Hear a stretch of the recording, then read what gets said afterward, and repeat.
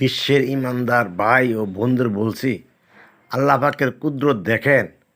বিশ্বের ভিতর নামকরা রাষ্ট্র, টাকা পয়সায় অর্থ সম্পদে ইসরায়েল এবং আমেরিকা, এরা একে অপরের দোসর, অর্থাৎ খারাপ কাজে মানুষ মারণে তারা বড়ই ওস্তাদ।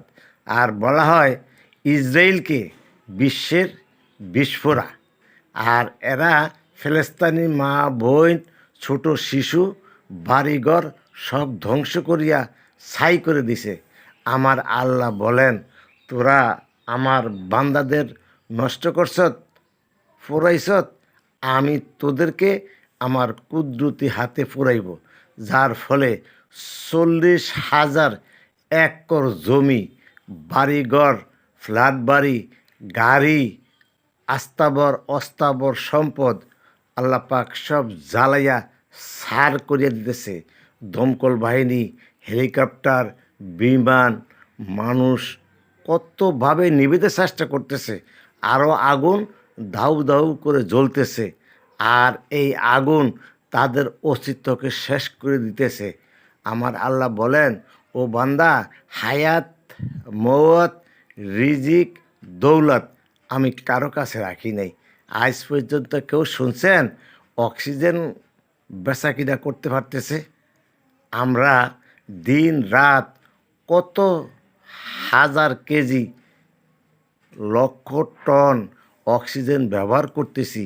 আর এই অক্সিজেন যদি 5 মিনিটের যদি বন্ধ থাকে, আমরা বিশ্বের সব মানুষ মারা যাব। এই অক্সিজেন আল্লাহ পাক কারো হাতে দেয় নাই। অগাধ যে যেই পরিমাণ ইচ্ছা করতেছে ব্যবহার করতেছে।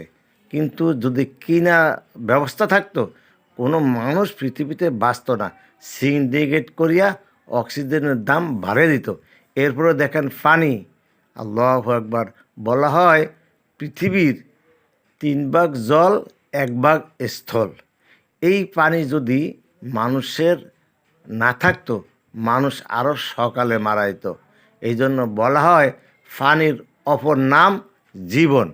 এই পানি আল্লাহ পাক এমনভাবে তৈরি করে রাখছে যাতে যে যত পারে ইচ্ছা করলেই ব্যবহার করতে পারে, কিনতে হয় না। কিন্তু আনুষঙ্গিকভাবে মানুষ যদি অপচয় করে, এই পানির অপব্যবহার হয়। আমরা যেইভাবে দুনিয়াতে গর্ব করে চলি, অহংকার করে চলি, এই অহংকারেই আমাদের পতনের মূল। আমরা সব সময় নিজেকে ছোট মনে করব, অপর ভাইকে মনে করব, আর এই মনে করাই আল্লাহ আমাদের রহমত।